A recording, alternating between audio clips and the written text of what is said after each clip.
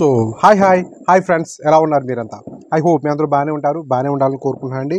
So guys, first of all, so మొన్న ఒకసారి మా అమ్మాయిని హాస్పిటల్లో పెట్టినప్పుడు చాలామంది మిత్రులు, మహిళలు కానీ మిత్రులు కానీ చాలామంది నాకు కాల్ చేశారు, మెసేజ్ పెట్టారు, ఏదైనా హెల్ప్ కావాలా, డబ్బులు కావాలని చెప్పి చాలామంది అడిగారండి.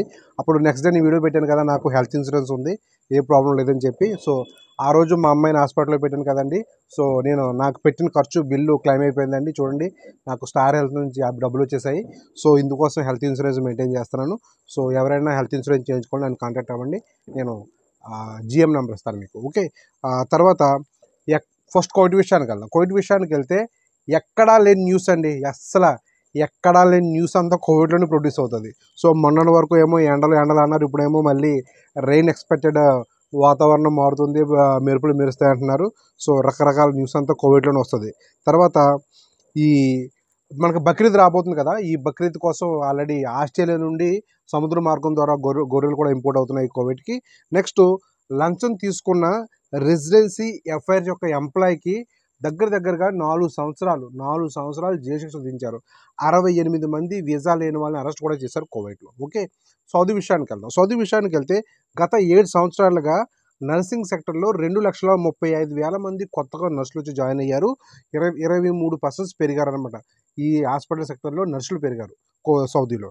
నెక్స్ట్, డొమెస్టిక్ వర్కర్స్కి protection system, wages protection system అనేది మనకి జూలై 1 స్టార్ట్ అవుతుంది. ఎంప్లాయర్ ఎవరైతే ఉన్నారో అతను 3 లేదా 4 హౌస్మేట్స్ని తీసుకుంటే కనుక అతను గవర్నమెంట్కి ఎంత పే చేయాలి.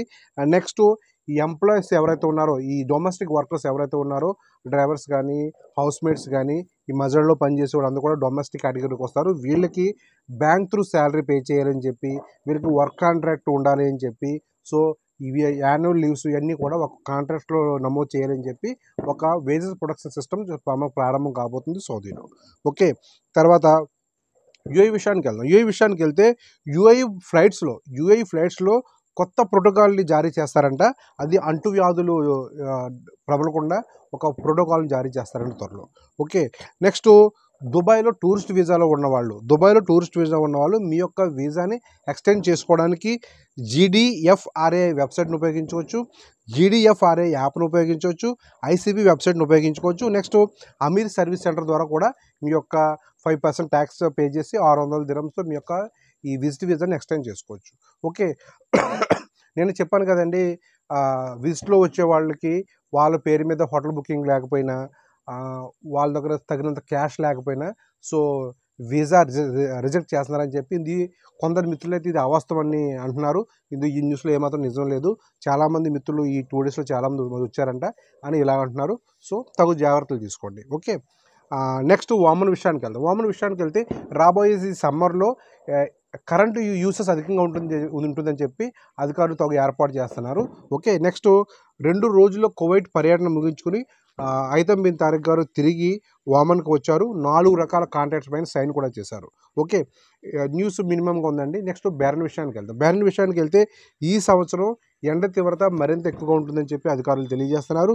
నెక్స్ట్, షార్ట్ టర్మ్లో ఈజీ మనీ కోసం, షార్ట్ టర్మ్లో తక్కువ టైంలో ఎక్కువ డబ్బులు సంపాదించడం కోసం ఒక యువకుడు చాలా రాంగ్ స్టెప్ వేశాడండి. అతను డ్రగ్స్ అమ్మే బిజినెస్ వైపు అడుగు వేశాడు. పాపం అతను రెడ్ హ్యాండెడ్గా దొరికిపోయాడు.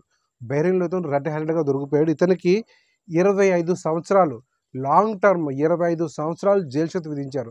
షార్ట్ టర్మ్లో అడ్డదారిలో డబ్బు సంపాదించడానికి ఇతను చేసే ప్రయత్నం బెట్స్ కొట్టింది. 25 సంవత్సరాలు ఇప్పుడు ఇతను జైల్లో ఉంటాడు. చూడండి, సగం జీవితం అంతా నాశనం అయిపోయాడు. ఖతర్ విషయానికి వెళ్తే పోలాండ్ ప్రెసిడెంట్ గారితో ఖతర్ అమీర్ గారు భేటీ అయ్యారు. ఖతర్ ఎకానమిక్ ఫామ్ ప్రారంభం కూడా అయిపోయింది. నెక్స్ట్, చాలామంది వివిధ దేశాల నుండి ముఖ్య అధికారులు కూడా ఈ ఖతర్ ఎకానమిక్ ఫామ్కి హాజరయ్యారు.